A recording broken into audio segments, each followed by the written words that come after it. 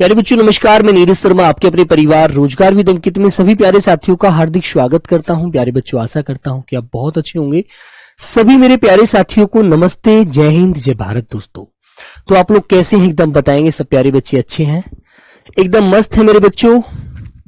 तो बेटा ध्यान चंद्रा जी, जय श्री राधे, गुड मॉर्निंग। तो सभी मेरे प्यारे बच्चे एक बार क्लास से जुड़ जाएंगे। दोस्तों विनीता, सोनम, गुड मॉर्निंग।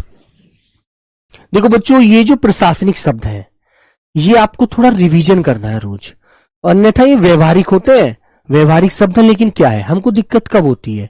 जब हम इनका प्रयोग करते नहीं है और फिर पेपर में हमें दिख जाते हैं तो वहां पर दिक्कत का विषय बन जाता है। ठीक है, लेकिन आपको सभी क्वेश्चन जो भी प्रीवियस पेपर पूछे गए हैं क्वेश्चन है ना, एसएससी जीडी बेटा, एसएससी का एक फंडा होता है कि यदि वो कोई एक बार एक चीज दे देती है ना, तो वो पुनः उसी पर आधारित क्वेश्चन वहीं से उठाती है ना, रिपीट कर देती है क्वेश्चनों को। तो इसलिए आपको ये चीज बिल्कुल दिमाग से निकाल देनी है, बिल्कुल परेशान नहीं होना है कि हम इस चीज को पहली बार पढ़ रहे हैं, हम तो इस चीज को जानते ही नहीं है ना। तो इसलिए आपको दुखी बिल्कुल नहीं होना है, बिल्कुल भी बेफिक्र रहना है। ठीक है, ओके मेरे बच्चों, आओ चलो ज्यादा बातें नहीं करेंगे भाई, है ना, क्योंकि भाई ऐप की क्लास है और ऐप की क्लास हमने जब पैसा दिया है तो उसका हम पूरा मेहनत के साथ फायदा उठाएंगे, ऐसे नहीं बातों से काम नहीं चलने वाला। ठीक है मेरे बच्चों, आइए बेटा। तो मेरे बच्चे ये शब्द वो होते हैं जो पुलिस प्रशासन में प्रयोग होते हैं, पुलिस प्रशासन में प्रयोग होते हैं मेरे बच्चों, पुलिस प्रशासन में प्रयोग किए जाते हैं। जैसे कि आप सेना के आदमी हैं, है ना, आप सेना के जवान बनेंगे तो आपको भी इन चीजों का ज्ञान होना चाहिए, किए जाते हैं। ठीक है मेरे बच्चों, ओके। तो ये चीजें आपको बहुत अच्छे से ध्यान रखनी है। ओके मेरे प्यारे बच्चों, गुड मॉर्निंग भाई, सभी को गुड मॉर्निंग, सभी को नमस्ते, सभी को राधे राधे, सभी को बहुत बहुत सारा प्यार। तो आइए मेरे प्यारे बच्चों, अब हम अपनी चीजों को करते हैं स्टार्ट। तो मेरे प्यारे साथी, हमने कल लगभग 70 तक इन शब्दों को पढ़ा था, है ना, 70 तक पढ़ लिया था। तो 70 से आगे हम इन शब्दों को पढ़ लेते हैं और फिर प्यारे बच्चों इस क्लास को दी एंड करेंगे। और अभ्यास क्वेश्चनों की तरह मैं प्यारे साथी जो भी क्वेश्चन होंगे वो आपको कराऊंगा, आप परेशान बिल्कुल नहीं होंगे। ठीक है ना, ओके मेरे प्यारे बच्चों, आइएगा। तो हमने कल 70 तक पढ़ा था, अब हम 71 नंबर शब्द पढ़ते हैं। ठीक है, एक होता है बेटा क्रिमिनल। क्रिमिनल किसे कहते हैं भाई? गुड मॉर्निंग सभी को, गुड मॉर्निंग बच्चों, राधे राधे, नमस्कार, जय हिंद मेरे प्यारे बच्चों। तो बेटा क्रिमिनल कौन होता है भाई? जो अपराध करता है, जो क्राइम करता है, वही तो क्रिमिनल होता है। तो क्रिमिनल आपसे पूछा जाएगा कि बताइए क्रिमिनल हिंदी में किसे बोला जाता है? तो आप कहेंगे जो अपराध करता है। ठीक है, अपराधी, अपराध करने वाला जो होता है, अपराध करने वाला। ठीक है मेरे बच्चों, वो कौन कहलाता है? अपराधी कहलाता है। ठीक है, फिर एक बेटा दूसरी भाषा में, ये देखो अर्थ वही होता है लेकिन शब्दों को बोलने का लिहाज बदल जाता है। अब एक शब्द है मेरे बच्चों, जैसे यहां पर कुलप्रिट, है ना, जिसको बेटा कल्प्रिट इंग्लिश में बोलते हैं, है ना, कल्प्रिट, या मेरे प्यारे बच्चों इसे हम कुलप्रिट भी लिख देंगे, कुलप्रिट। ठीक है ना, तो कुलप्रिट का अर्थ क्या होता है? कुलप्रिट वह व्यक्ति होता है जिसने दोष किया है ना। अपराधी तो कोई भी हो सकता है, लेकिन जिस पर दोष सिद्ध हो गया है तो वो दोषी है। अब एक बात बताओ, कहीं किसी का मर्डर हो जाता है तो उसमें 4 लड़कों के नाम आ जाते हैं, है ना, लेकिन उनमें से मर्डर किसी एक ही ने किया है, चारों ने नहीं किया। बस 4 क्यों आ गए? क्योंकि उस समय वो चारों लगभग एक दूसरे से बातें कर रहे थे। तो मेरे बच्चे पुलिस इसमें इन्वेस्टिगेशन करती है ना, जब इन्वेस्टिगेशन करेगी कि उस समय उस स्थान पर, उस लोकेशन पर किसकी आईडी, मतलब किसका फोन था। जब फोन ट्रैप हो जाते हैं तो ट्रैप करके वहां की लोकेशन ट्रेस हो जाती है ना। तो मेरे प्यारे बच्चों, ये बेटा दोषी या मुजरिम कहलाता है, फिर वो मुजरिम। ठीक है ना। इस बार एसएससी जीडी ने मेरे प्यारे बच्चों अरबी भाषा वाले वर्तनी शब्द बहुत दिए थे, तो ये आपको याद रखना है। कभी कभी ऐसा कर देता है वो कि बताइए मुजरिम कैसे लिखा जाता है। तो मेरे प्यारे बच्चों इसके यहां पर बिंदी आपको नुक्ता जरूर लगाना है, ये वाला नुक्ता। ठीक है ना, याद रखना, मुजरिम लिखना आपको आना चाहिए। ओके मेरे प्यारे बच्चों, हाँ आगे बढ़ते हैं। अगला शब्द आता है बेटा कर्फ्यू। कर्फ्यू कब लगता है? आप जानते हैं कर्फ्यू कब लगता है? बोलो, कर्फ्यू कब लगता है मेरे प्यारे बच्चे? जब कोई हाई अलर्ट हो जाता है ना? जैसे कि पीछे कोरोना काल था, एक प्रकार का कर्फ्यू था, कोई व्यक्ति बाहर नहीं निकलेगा घर से, कोई रोड पर नहीं आएगा, कोई भी मार्केट में नहीं जाएगा, बाजार बंद रहेगा, पूरी तरह से पुलिस का पहरा रहेगा, कर्फ्यू हो जाता है, शांत पड़ा रहते हैं शहर बिल्कुल शांत पड़ा है, कोई भी व्यक्ति आपको उसमें नजर नहीं आएगा। ठीक है मेरे बच्चों, जिसमें क्या हो जाता है, जिसको बोलते हैं हिंदी में निषेधाज्ञा। निषेधाज्ञा, कोई भी व्यक्ति यदि गलत निकला घर से बाहर तो उसके ऊपर मुकदमा कायम हो जाएगा और उसको जेल भेज दिया जाएगा, तो आपको कर्फ्यू का पालन करना होगा।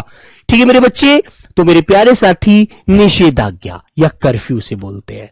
ओके, वेरी गुड, ये चीजें आपको ध्यान रखनी है। हाई अलर्ट जारी हो जाता है, कोई व्यक्ति बाहर नहीं नजर आता। आगे आता है बेटा डकैती। मैंने कल एक शब्द क्वेश्चन भी आपको पढ़ाया था। डकैती जो होती है ना, डकैती में बहुत लगभग 4 से 5 लोग शामिल होते हैं, जिसे हिंसात्मक चोरी कहते हैं, है ना? कल मैंने पढ़ाया था, ये शब्द याद होना चाहिए आपको कि डकैती किसे बोला जाता है? हिंसात्मक चोरी को कहा जाता है डकैती, जिसमें मेरे प्यारे बच्चों देखो, ये गुंडा ये गुंडा ये गुंडा, अब कितने सारे गुंडे नजर आ रहे हैं आपको, है ना? ये रहा देखो, इसके हाथ में पिस्टल है, इसके हाथ में देखो इसने चैन छीन ली है, और ये देखो व्यक्ति को पीछे से पिस्टल से डरा रहा है ना? जब डरा रहा है तो कह रहा है कि हम तुमको गोली मार देंगे, नहीं तो हमको जो भी सामान है वो निकाल कर दे दीजिए घर में से। तो ये रे देखो, ये रे बेटा, 4-5 लोग इसमें कम से कम होने चाहिए, ये बात ध्यान रखना। कल क्वेश्चन आ जाए, क्वेश्चन कैसे आ सकता है? देखो क्वेश्चन कैसे आ सकता है, क्वेश्चन इस प्रकार नॉर्मल पूछ सकता है, वो प्रशासन के ऊपर पूछा गया तो, कि डकैती डालने के लिए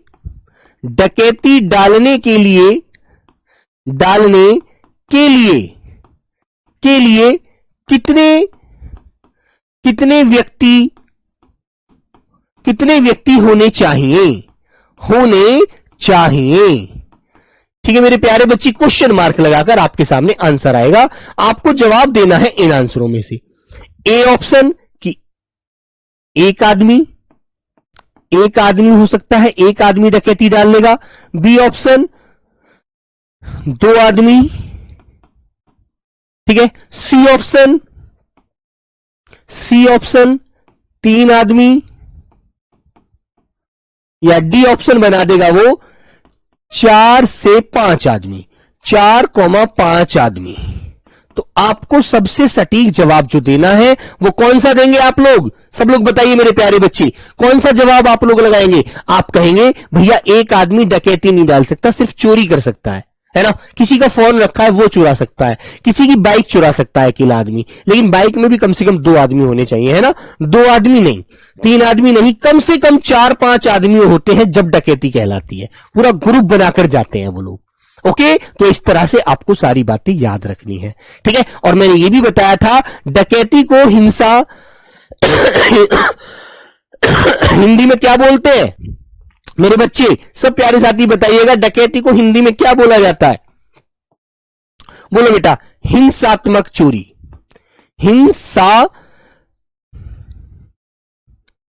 हिंसात्मक चोरी, ठीक है मेरे भाई। क्या बोलते हैं मेरे प्यारे बच्चों?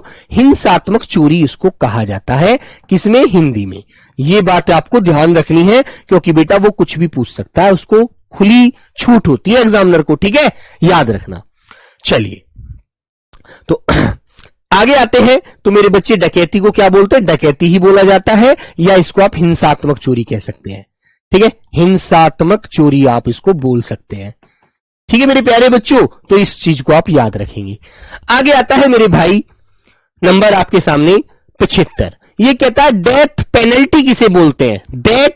डेथ पेनल्टी क्या होती है बताइए। मान लीजिए आपने कोई दोष कर दिया, किसी को गोली मार दी और वो व्यक्ति मर गया, आपको सजा हो जाती है। तो कुछ न्यायाधीश जो होते हैं बेटा, वो आपके ऊपर जुर्माना लगा देते हैं, है ना, कि आपको मृत्युदंड दिया जाता है, आपको सजा ही नहीं मिलेगी। उसके साथ कुछ पैसा भी लेते हैं, पैसा भी गवर्नमेंट के खाते में जाता है वो, है ना, कि इतने दिन की सजा होगी, और आपको यदि आपने बहुत ही इसको दर्दनाक तरह से मारा है तो मेरे बच्चे उसे मृत्युदंड दिया जाता है ना। तो उसे डेथ पेनल्टी कहते हैं। जैसे आपने पीछे देखा होगा, दिल्ली वाला केस था, वो लड़की का रेप कर दिया था, तो उनको क्या मिली थी? डेथ, मृत्युदंड मिला था, कि आपको मरकर ही गवर्नमेंट को तसल्ली होगी, तभी आगे के लोग सुधरेंगे, ठीक है। मृत्युदंड दिया जाता है। ओके, सजा मिली थी किसकी? मृत्यु की, फांसी। जो क्या लगी थी मेरे बच्चों? फांसी लगी थी बेटा, फांसी। ओके, हाँ। आगे आता है बेटा डिसीव। बड़ा सुंदर शब्द होता है डिसीव। तुमने मेरे साथ डिसीव किया है, बोल देते हैं ना कि मैंने कैसे किया है डिसीव। अब तुम यदि जानते हो तो आप बता दोगे डिसीव माने क्या होता है, यदि नहीं जानते हो तो नहीं बता पाओगे। डिसीव माने होता है बेटा धोखा। ठीक है, क्या होता है मेरे बच्चे? धोखा देना, डिसीव, किसी के साथ फरेब करना। ओके मेरे प्यारे बच्चों, इन बातों को आप लोग याद रखेंगे। आगे आता है मेरे बच्चे डेफामेशन। डेफामेशन माने क्या होता है?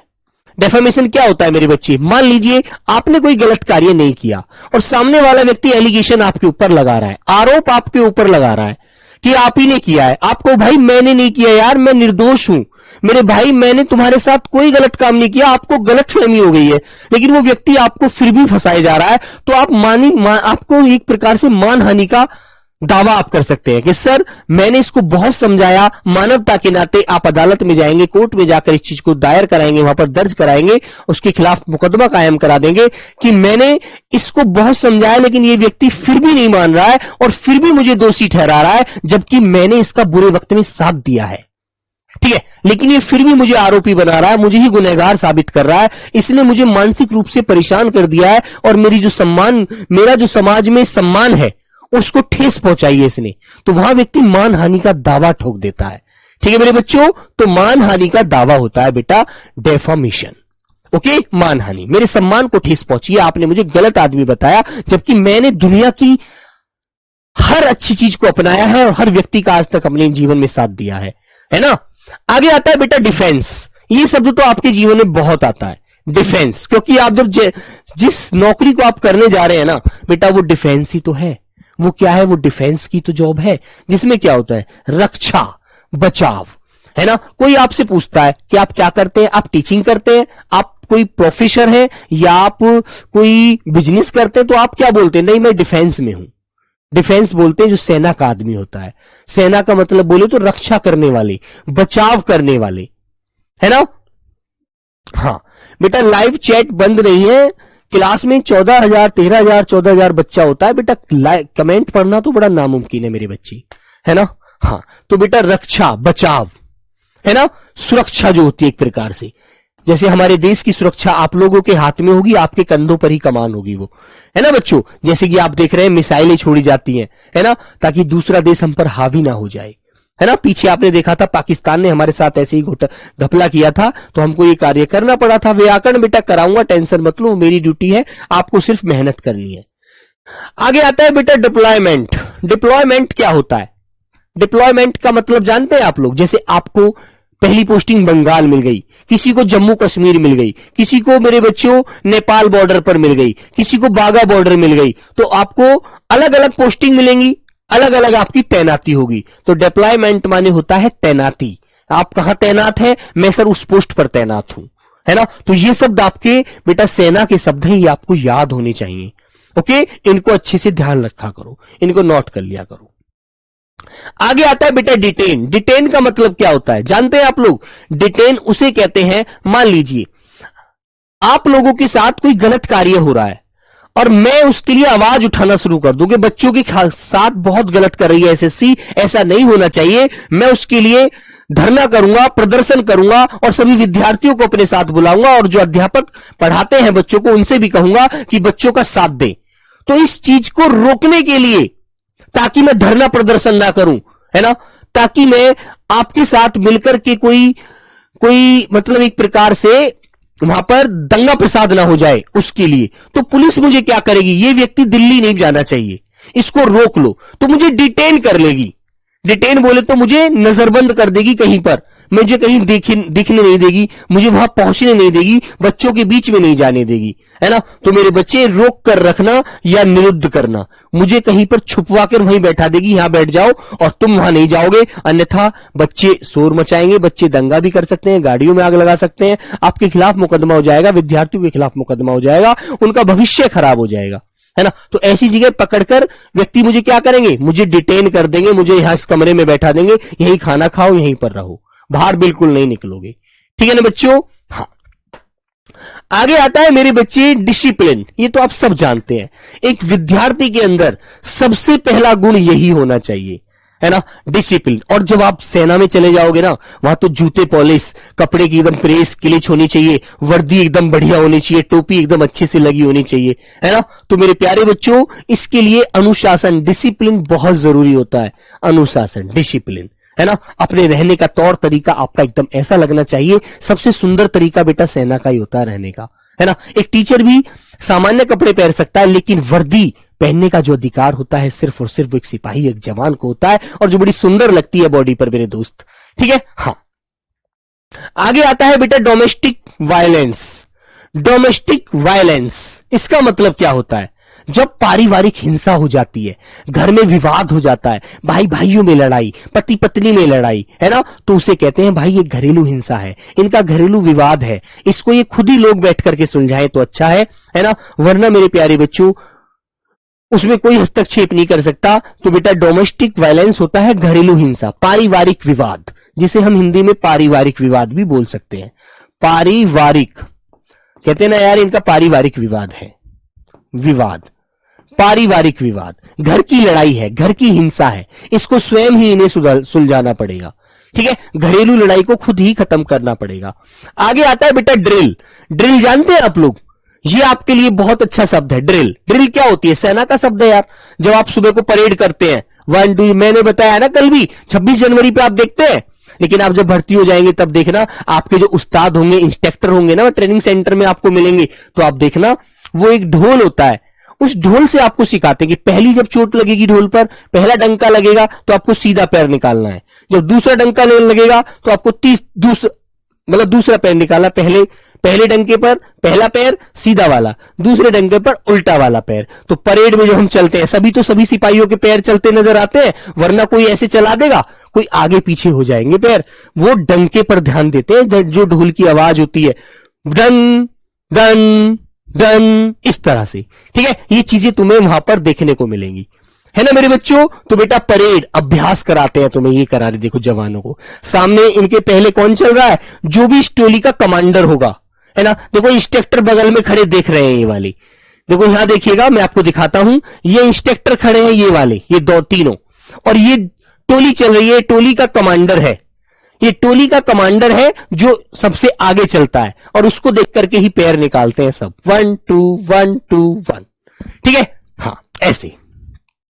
आगे आता है बेटा एनकाउंटर। एनकाउंटर कब होता है? जो बहुत बड़ा घातक अपराधी होता है ना, जो मारने पर 1 मिनट नहीं सोचता, उसके ऊपर लगभग 100 मुकदमे होते हैं। जैसे कि मान लीजिए आप कहीं पोस्ट पर खड़े हैं और आपकी पोस्ट पर कोई आतंकवादी घुस आया, है ना, और वो आप पर गोली चलाने लगा, तो आप क्या करेंगे? आप जवाबी कार्रवाई करने के लिए अपने अधिकारी से सेट पर बात करेंगे कि सर ऐसे ऐसी बात है, मैं इस पोस्ट पर तैनात हूं और यहां पर एक आतंकवादी अंदर घुस आया है और मुझ पर गोली चला रहा है हम पर, है ना। तो आपका अधिकारी कहेगा कि जवाबी कार्रवाई कीजिए।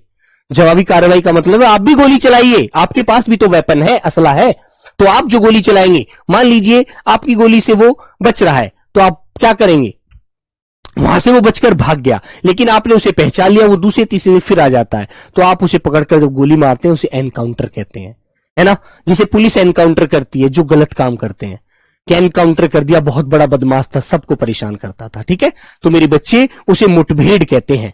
पुलिस की मुठभेड़ हुई और मुठभेड़ में बदमाश मारा गया। आप आतंकवादी को मारेंगे, बात वही है। यहां पर राज्य की पुलिस हो जाती है, सेना में बेटा इस सेंटर में आप लोग रहेंगे तैनात, बात वही है सारी, है ना। हाँ, गोली ठोक देना बिल्कुल। आगे आता है बेटा एंट्रैपमेंट। एंट्रैपमेंट का मतलब क्या होता है ना, किसी व्यक्ति को जाल बिछाकर फंसाना, है ना। वो व्यक्ति बहुत शातिर है ना। कुसुम मेहरा, डबल आवाज आ रही है बेटा, क्या ऐसा सभी के साथ हो रहा है? क्या ऐसा सभी के साथ हो रहा है मेरे बच्चे? हैं?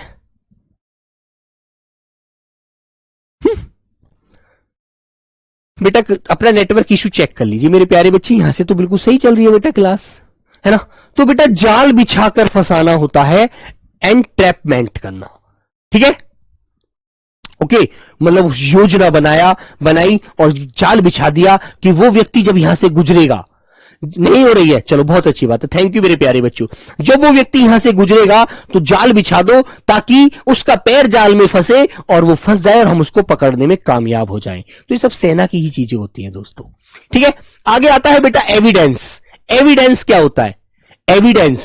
एविडेंस होते हैं सबूत। जब आप पर कोई गलत आरोप लगाता है ना, तो आप उसके लिए साक्ष्य प्रस्तुत करते हैं, गवाही देते हैं अपनी तरफ से और अपने साथ वाले साथी से कहते हैं कि बताइए मैं उस समय तुम्हारे साथ ड्यूटी पर था या नहीं था, ये मुझे गलत ठहराया जा रहा है ना। तो वहां पर बेटा एविडेंस की जरूरत पड़ती है, साक्ष्यों की जरूरत पड़ती है, गवाही की जरूरत पड़ती है, अपनी सफाई की जरूरत पड़ती है, सबूत की जरूरत पड़ती है। तो आपका अधिकारी कहता है यदि आप सच हैं तो कोई सबूत दो हमें कि आप वहां थे, कि ठीक है सर मेरे साथ प्रवीण तैनात था उसी समय उस पोस्टिंग पर, है ना। कि अच्छा कि प्रवीण को बुलाइए, प्रवीण जी आप ये बताइएगा, हेड कांस्टेबल प्रवीण नंबर फला फला, कि आप उस समय इनके साथ वहां मौजूद थे? कि हाँ सर, जी सर मैं मौजूद था, है ना, उसी समय हम दोनों उस पोस्ट पर थे और ये मेरे साथ था।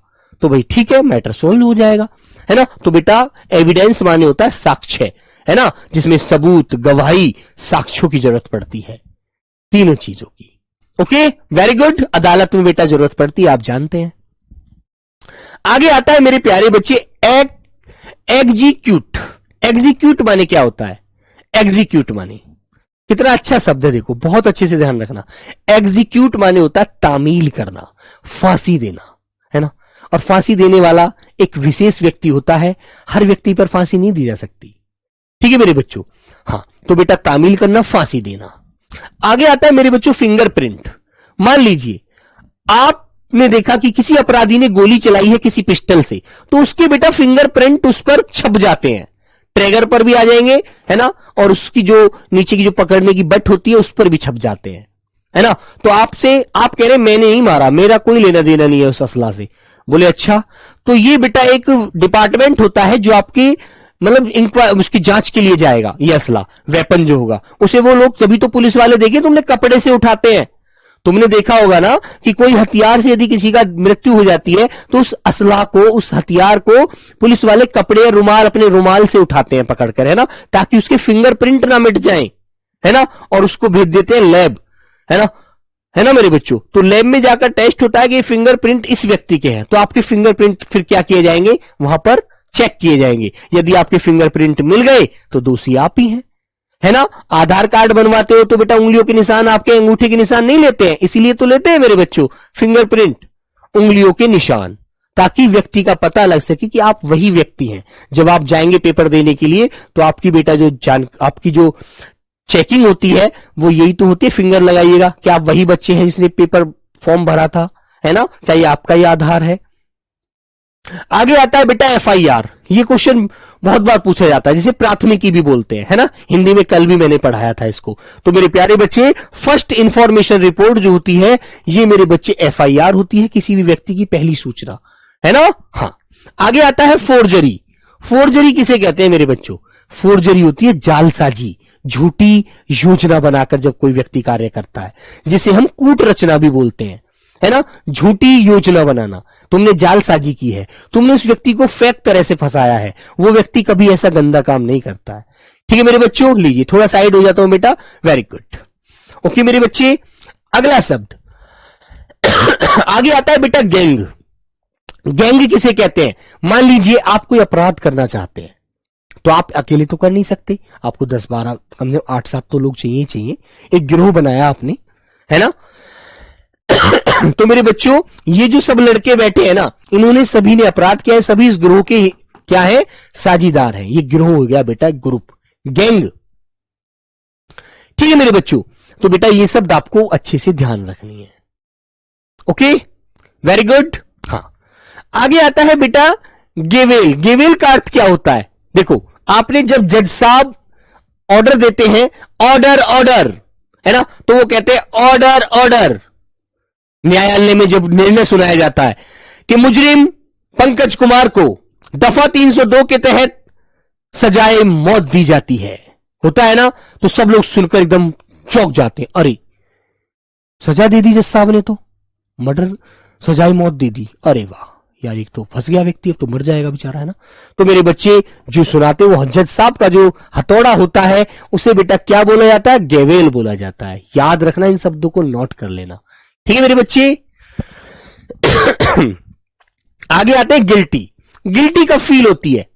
गिल्टी माने क्या होता है ना, जब कोई व्यक्ति मान लीजिए अनजाने में कोई गलती कर देता है और वह गलती फिर सबके बीच में जाती है ना, तो आप जानते हैं क्या होता है, फिर उसकी नजरें नीची हो जाती है कि अब मैं क्या बोलूं सबके सामने, उसका मुख दिखाने लायक नहीं होता। फिर वो गिल्टी फील करता है, अपने आप को दोषी मान लेता है और अपनी गर्दन झुका लेता है कि हाँ सर मैंने ही किया है, मैं ही आरोपी हूं, मैं ही दोषी हूं इस कार्य का, आप मुझे जो चाहे सजा दे सकते हैं। तो उसे गिल्टी फील होती है खुद। फिर वो सामने वाले व्यक्ति के ऊपर डिपेंड करता है कि वो उसको माफ करे या फिर उसे सजा दिलाए। दोषी व्यक्ति ठहर जाता है वो। ठीक है मेरे बच्चों, आगे आता है बेटा हैंडकफ्स। हैंडकफ्स माने क्या होता है जानते हैं? हैंडकफ्स, हथकड़ी। भाई जो मुजरिम होगा उसको हथकड़ी लगाते हैं, आप लोग लगाते हैं ना भाई, है ना। तो हथकड़ी होता है बेटा जिसे बांधकर दोषी को कहां पहुंचाया जाता है? जेल में पहुंचाया जाता है, ठीक है। हाँ, आगे आता है मेरे बच्चे हीस्ट। हीस्ट माने क्या होता है?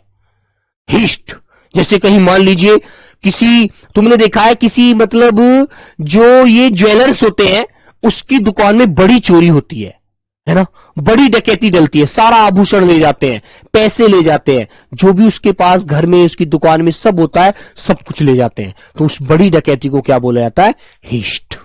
बड़ी चोरी हुई है यार, है ना, बहुत बड़ा मोटे पैसे वाली चोरी है, बहुत ज्यादा धन माया चली गई, चोर ले गए सब कुछ चुराकर, हीस्ट बोलते हैं बेटा उसे, ठीक है। याद रखना मेरे बच्चों। आगे आता है होमिसा। होमिसाइड। होमिसाइड इसका मतलब क्या होता है बेटा? मानव वध, जिसे आप हत्या कहते हैं।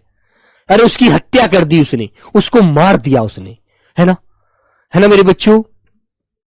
बेटा इनकी पीडीएफ वैष्णवी मैंने सारी पीडीएफ दी हुई है, आज सारी डलवा दूंगा, टेंशन मत लीजिएगा आप।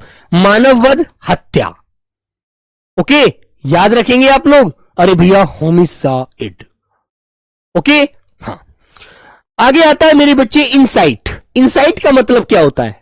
इनसाइट होता है जैसे मान लो आप किसी व्यक्ति को भड़काते हैं, अरे यार वो तुझे गाली दे रहा था और वो तेरे बारे में बुरा बुरा बोल रहा था और तेरे घर वालों को भी कुछ उल्टा सीधा बोल रहा था, वो तेरा दोस्त नहीं है, वो तो तेरा दुश्मन है ना, क्योंकि तुम नहीं चाहते कि उन दोनों के बीच में दोस्ती रहे, दरार पड़ जाए, ये तुम्हारा कार्य है ना। तो तुम उस व्यक्ति को भड़काते हो मेरे बच्चों, है ना। तो मेरे बच्चे इनसाइड माने क्या होता है? इनसाइट माने भड़काना किसी को, अरे वो तुझे गाली दे रहा था और वो तो तेरे घर वालों के बारे में भी उल्टा सीधा बोल रहा था, तो ऐसा होता है बेटा। टेलीग्राम पर कुछ रोक लग गई है अभी गवर्नमेंट की तरफ से, इसलिए नहीं चल रहा है।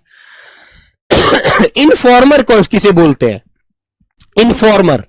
तो आप सब लोग गांव के बच्चे हैं, तो मान लीजिए आपने देखा होगा कुछ लोग ऐसे होते हैं जो मुखबिर टाइप होते हैं, जो खबरी होते हैं, है ना, यहां की खबर वहां पहुंचाना। वो चुप चुप सुनते रहते हैं सारी बातों को और फिर जाकर दूसरे को बता देते हैं कि आज वो रात को 12 बजे अपनी गाड़ी से वहां जाएगा, है ना, और अपने दोस्तों के साथ पार्टी करेगा। वो आपका मुखबिर है। लेकिन कानूनी रूप से मुखबिर किसे बोलते हैं? जो बेटा आरोपियों के बारे में पुलिस को सूचना देते हैं।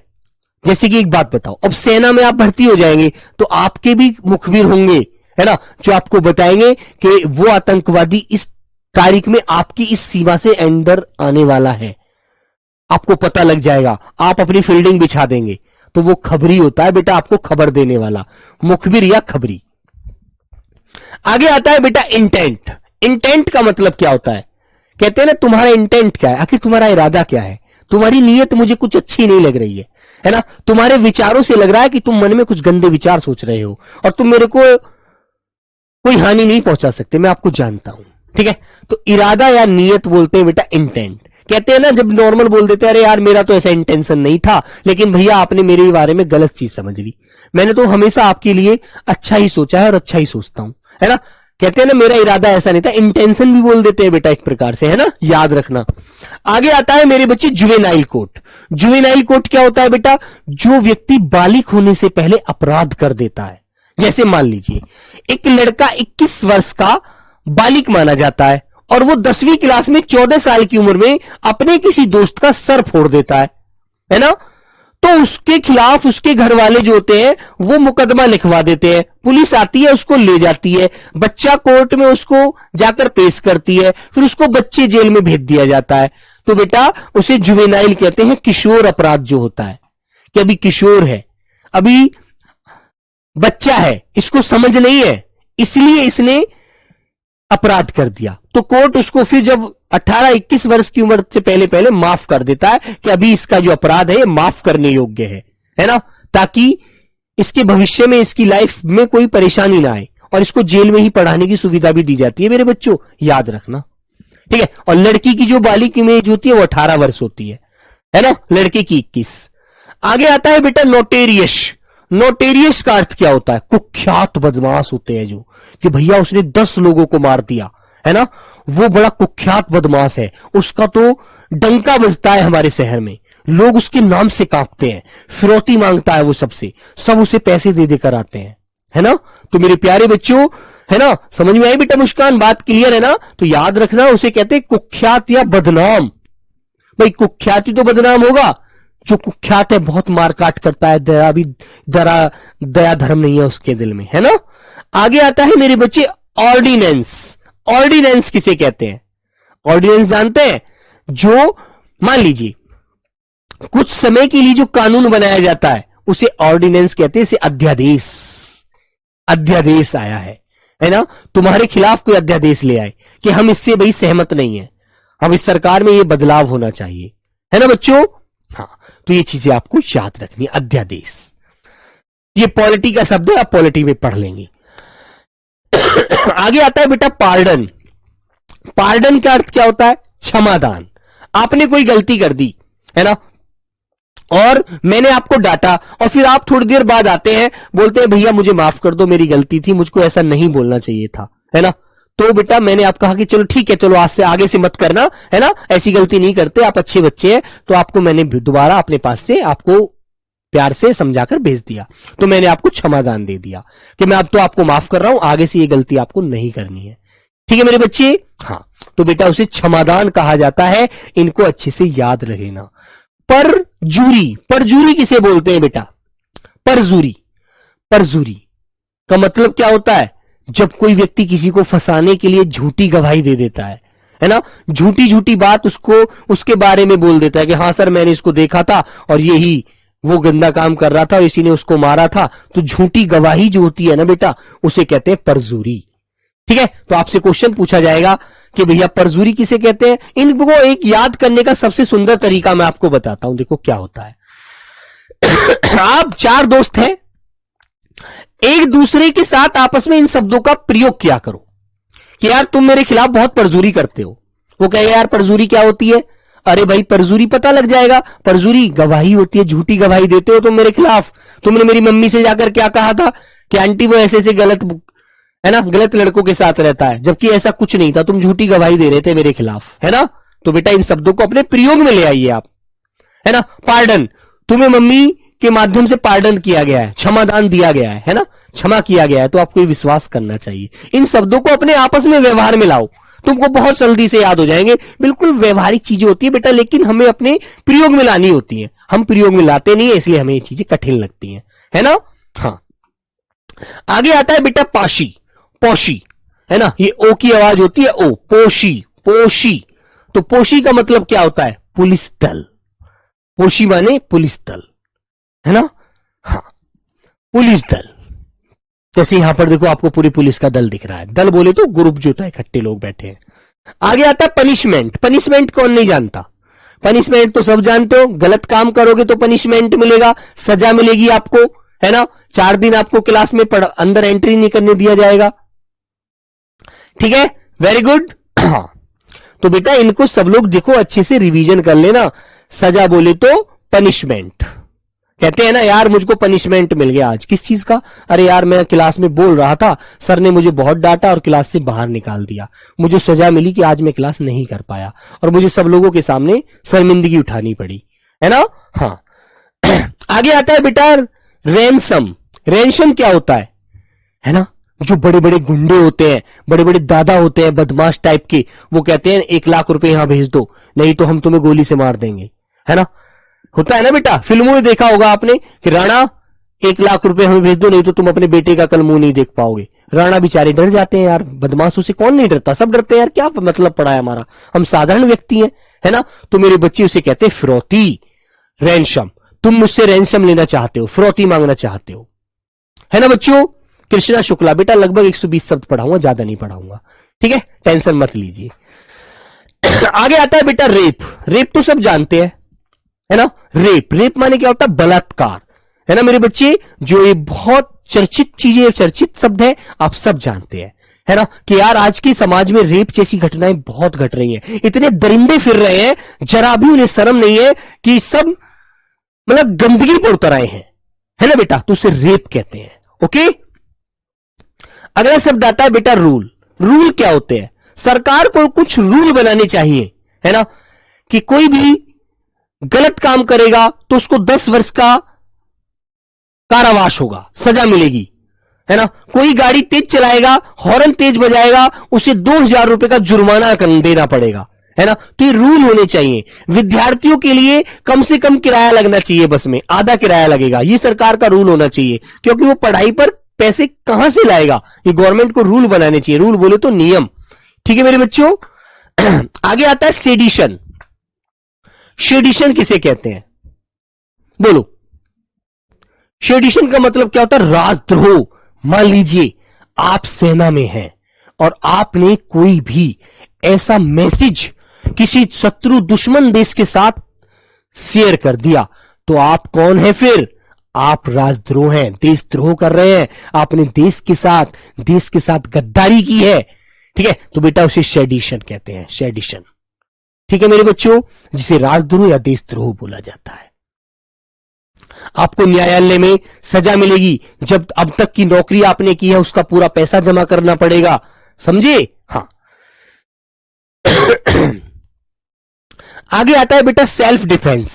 सेल्फ डिफेंस किसे कहते हैं, जानते हैं आप लोग। मान लीजिए आपके ऊपर कोई व्यक्ति वार कर रहा है, तो आप अपने अपना जो बचाव करते हैं ना, उसे सेल्फ डिफेंस कहते हैं।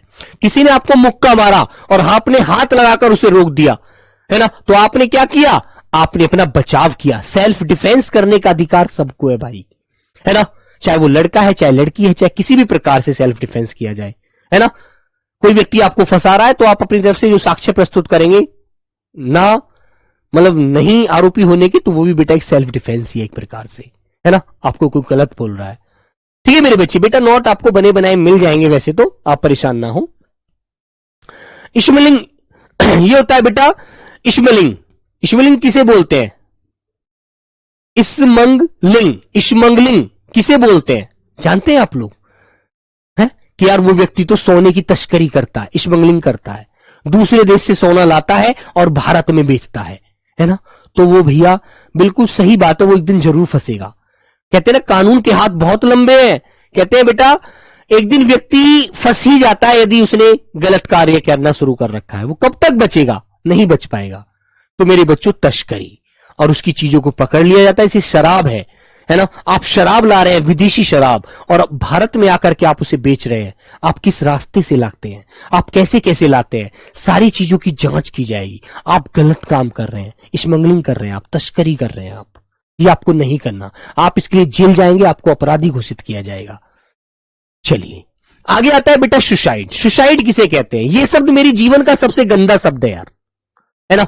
कुछ बच्चे, मैंने अभी पीछे देखा था बेटा, एक सब इंस्पेक्टर की परीक्षा हुई थी उत्तर प्रदेश में, एक बच्चे के पिताजी ने उसको डांट दिया, उसने आत्महत्या कर ली। अरे यार ये जीवन का क्या सच है, अरे माँ बाप तो कहते ही है यार, माँ बाप है, गुरु है, वो तो बोल ही देते हैं यार, गुरुजी अरे तू पढ़ता नहीं है, तू कुछ नहीं करेगा, तू तो निकम्मा है ना। ऐसी मम्मी पापा बोल देते हैं यार, तू तो मेरी नाक कटवाएगा, तू तो हमेशा हमको बदनामी करवाएगा, ऐसे ही हमारी तू पढ़ेगा ही नहीं। तो यार ये नॉर्मल शब्द है, वो अपने बच्चे का भला चाहते हैं, है ना। और कुछ बच्चे इसको दिल पर लेकर अपनी आत्महत्या कर लेते हैं, सुसाइड कर लेते हैं, जबकि ऐसा नहीं करना चाहिए, है ना। हमको जीवन मिला है संघर्ष करने के लिए, हमको संघर्ष करना चाहिए।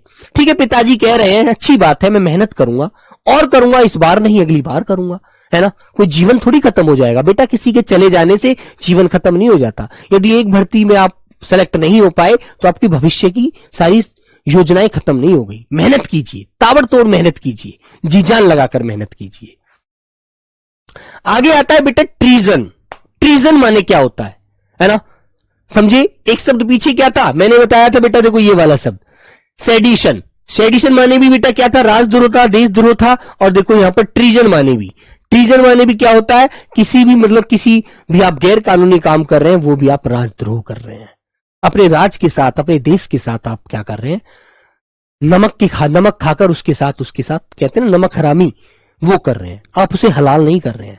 जब हम नमक भारत का खाते हैं तो भारत का ही गुणगान करें, है ना? कुछ लोग पाकिस्तान की बढ़ाई करते हैं, हिंदुस्तान पाकिस्तान का मैच होता है तो पाकिस्तान के बारे में ताली बजाते हैं, अरे तुम देशद्रोही आदमी हो, तुम गद्दार हो, तुम्हें देखना चाहिए तुम नमक भारत का खा रहे हो और बढ़ाई पाकिस्तान की कर रहे हो, तुम बेवकूफ हो गया।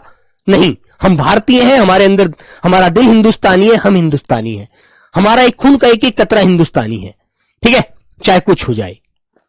आगे आता है बेटा वेरिफिकेशन। ये चीज आपके जीवन में बहुत जल्दी आने वाली है ना? वेरिफिकेशन किसे कहते हैं जानते हैं आप लोग? जब आप भर्ती हो जाएंगे तो आपकी डिपार्टमेंटली जांच आएगी, आपकी वेरिफिकेशन आएगी, आपको सत्यापित किया जाएगा कि ये लड़का यहां का रहने वाला है, इस मोहल्ले में रहता है, आचार विचार का बहुत अच्छा है। 4 लोग आपके जो पड़ोसी होंगे वो सिग्नेचर करके दे देंगे, है ना? आपकी वो पुलिस वाले आएंगे और इंक्वायरी करेंगे, थाने में कहेंगे थाने में आ जाओ, आपके खिलाफ कोई मुकदमा तो नहीं है, आपने किसी के साथ बदतमीजी तो नहीं की आज तक, आपके खिलाफ कोई झूठी FIR तो नहीं हुई है। ये सारी चीजें बेटा होती है और आपका सत्यापन करके वो भेज देते हैं कि लड़का कैरेक्टर रोल बहुत अच्छा है। ठीक है बच्चों? आगे आता है बेटा वायलेंस। देखो एक तो पीछे हिंसा, घरेलू हिंसा थी, है ना? ये बेटा वायलेंस का मतलब केवल हिंसा से है। ओके, पीछे हमने घरेलू हिंसा शब्द पढ़ा था, लेकिन ये केवल वायलेंस शब्द पूछा है इसलिए हमसे, वो डोमेस्टिक वायलेंस था, लेकिन यहां पर क्या है मेरे बच्चे, केवल वायलेंस है। तो वायलेंस माने हिंसा हम पढ़ चुके हैं, जो आपस में विवाद हो जाता है ना बेटा? हाँ, वेरिफिकेशन जांच बोल सकते हैं मेरे बच्चे, बिल्कुल आपकी जांच की जाएगी कि आपका कैरेक्टर कैसा है ना बेटा? वर्कशीट मेरे प्यारे बच्चों डाल दी जाएगी, टेंशन फ्री हो जाइए बिल्कुल, है ना? आगे एक शब्द आता है वारंट। वारंट कब आता है? जब आपको जमानत तो मिल जाती है कोर्ट के माध्यम से, वकील आपका जमानत आपको दिला देता है, लेकिन न्यायालय यह कहता है कि आपको जब भी तारीख दी जाएगी उस डेट पर आपको आना पड़ेगा न्यायालय में, और आप फिर लगभग 2-3 डेट तक तो आपको माफी दे देता है कोर्ट, लेकिन आप फिर भी नहीं जाते हैं, 4-5 डेट आप ऐसे ही गुजार देते हैं। तो फिर आपको कोर्ट एक आदेश निकालता है, इसे वारंट कहते हैं, जिसे गिरफ्तारी वारंट कहते हैं, कि जाइए उस व्यक्ति को, उस मुजरिम को गिरफ्तार करके लाइए, क्योंकि वो कोर्ट की अवहेलना कर रहा है, कोर्ट का अनादर कर रहा है ना?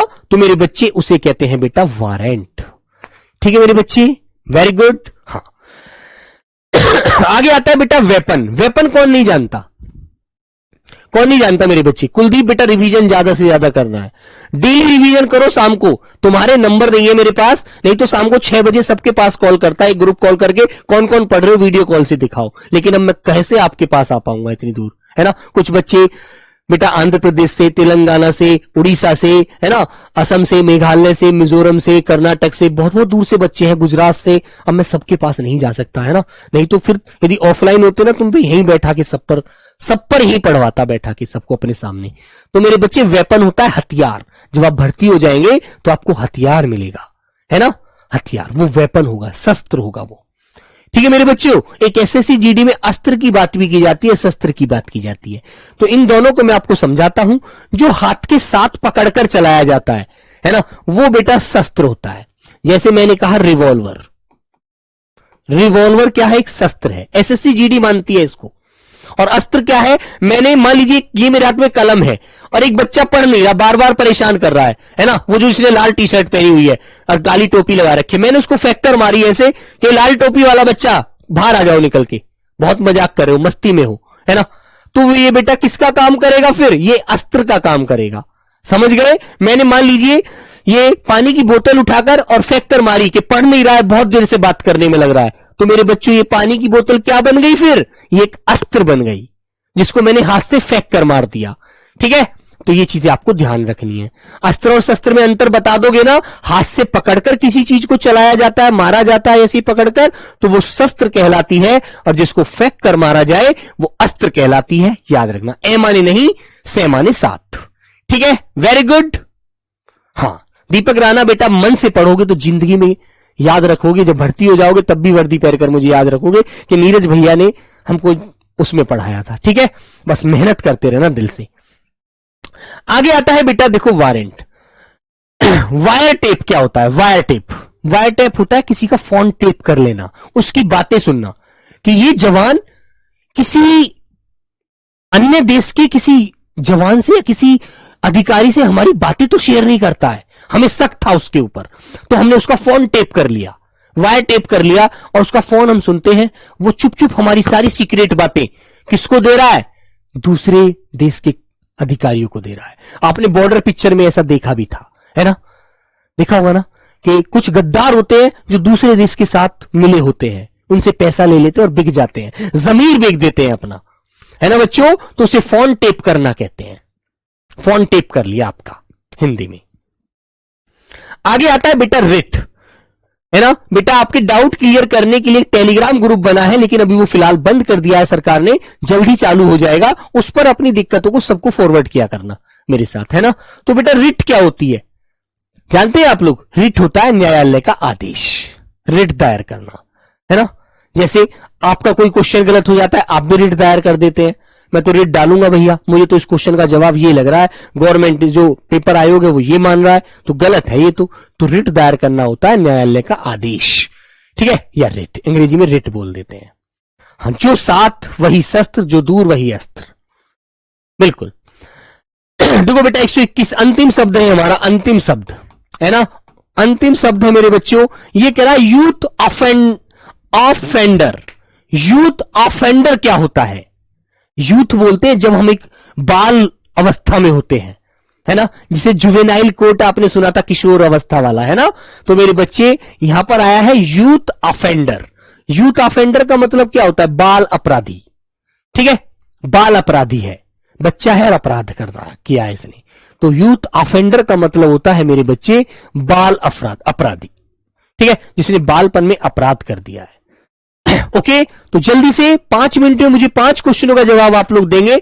आइए मेरे प्यारे बच्चे, जब सुरक्षाकर्मी, कल ये क्वेश्चन मैंने आपको होमवर्क में दिया था, कल ये क्वेश्चन मैंने आपको होमवर्क में दिया था ना, तो सभी बच्चों का जवाब मैंने कमेंट बॉक्स में देखा था, बहुत अच्छा था, लेकिन कुछ बच्चे अभी बेटा कमेंट में जवाब देने में कुछ पता नहीं शर्म मानते हैं, क्या मानते हैं? अरे भाई मेरे प्यारे बहन भाई, एक बात आपको बताऊं, जब हम किसी क्वेश्चन का आंसर अपने हाथ से लिख देते हैं ना, तो उसको हम जिंदगी में नहीं भूलते, उसको हम जिंदगी में नहीं भूलते बेटा, ये बात ध्यान रखना। और कल आपको वर्तनी सिखाऊंगा, वर्तनी शब्द कैसे लिखे जाते हैं, ठीक है। हाँ, तो मेरे प्यारे बच्चों, उसको बोला जाता है आकस्मिक अवकाश, ठीक है। इसका right answer option number C था, ठीक है। हर बच्चा आंसर दिया करो, चाहे गलत दिया जाए, दिया जरूर करो, उससे एक अंदर से सेल्फ कॉन्फिडेंस आता है, हिम्मत आती है ना। चलो, एक क्वेश्चन मेरा आपसे है, सुरक्षाकर्मी के लिए आदेश पत्र पर किसका हस्ताक्षर होता है ना, क्योंकि बेटा हस्ताक्षर जो है ना, ये बहुवचन शब्द होता है हमेशा। कैसा शब्द होता है मेरे प्यारे बच्चों? बहुवचन। तो यहां किसका नहीं बोलेंगे, यहां पर हमको किसके बोलना चाहिए, किसके हस्ताक्षर होते हैं, होता नहीं है, ये भी गलत यहां पर बोला है, होते हैं। अब बताओ गार्ड के होते हैं? नहीं भाई, सुरक्षाकर्मी है, मंत्री के होंगे नहीं, दर्शक देखने वाले के होंगे नहीं, वरिष्ठ अधिकारी के, जो भी उसका वरिष्ठ अधिकारी होगा, जो भी उसका सीनियर अधिकारी होगा, वही तो सिग्नेचर करेगा। अब आप भर्ती हो जाएंगे तो आपकी जो लेटर पर, आपकी मतलब किसी आदेश पत्र पर कौन साइन करेगा? जो आपके कंपनी कमांडर होंगे, जो आपके सीईओ होंगे, वो आपके आदेश पर सिग्नेचर करेंगे, है ना। आप एक सुरक्षाकर्मी मानो अपने आप को, तो इन बातों को याद रखेंगे बच्चे। अगला क्वेश्चन, तो ये बेटा क्वेश्चन तो आप जानते हैं, ये क्वेश्चन तो मैंने कल भी आपको कराया था, है ना। इसका आंसर क्या हो जाएगा? इसका आंसर हो जाएगा संदिग्ध गतिविधियों के पैटर्न पर, ठीक है। डेटा विश्लेषण से क्या पहचाना जाता है? जिस पर हमें संदेह होता है, जिसके बारे में हम शक रहते हैं कि ये व्यक्ति यार सही है या कोई अपराधी प्रवृत्ति का तो नहीं है ना, तो उसके बारे में यदि हमें जानना होता है ना, तो हम उनको संदिग्ध गतिविधियों के पैटर्न से ही जान सकते हैं, उसका विश्लेषण कर सकते हैं, उसका डेटा विश्लेषण से, है ना। याद रखना ऑप्शन नंबर सी, न्यायिक प्रक्रिया, प्रशासनिक नियम या प्रशिक्षण योजना नहीं, ठीक है मेरे बच्चों, वेरी गुड। तो इसका आंसर क्या हो जाएगा? आंतरिक सुरक्षा में डेटा विश्लेषण की भूमिका लगातार बढ़ रही है, जिससे हम सारी चीजों का अध्ययन करते हैं अंदर जाकर के। विभिन्न स्रोतों से प्राप्त सूचनाओं का तुलनात्मक अध्ययन करके संदिग्ध गतिविधियों के पैटर्न पहचाने जाते हैं। इससे सुरक्षा एजेंसी केवल प्रतिक्रिया नहीं देती, बल्कि पहले से रणनीति बना पाती है ना? तो मेरे बच्चे क्यों? जिनके हम संदिग्ध गतिविधियों के बारे में जान देते हैं। ठीक है, तो आंसर क्या हो जाएगा? ए वाला। क्वेश्चन नंबर 18 का जवाब जल्दी से दीजिए। नीचे दिए गए शब्द का सही परिभाषिक शब्दावली क्या होगा? बताओ मेरे बच्चे। हाँ, इसने कहा है गैर सरकारी संगठन के लिए एक शब्द, है ना? बताओ मेरे भाई। बेटा पत्राचार भी समझाऊंगा अभी आपको। पत्राचार के क्वेश्चन भी पूछे गए थे, है ना, एसएससी में। जल्दी से अभी सारे पेपर आ जाने दो, एक एक पेपर आपको कराऊंगा, एक एक पेपर, टेंशन मत लीजिए। यूट्यूब के माध्यम से करा दूंगा, परेशान मत होना। क्वेश्चन नंबर 18 का जवाब दीजिए बेटा।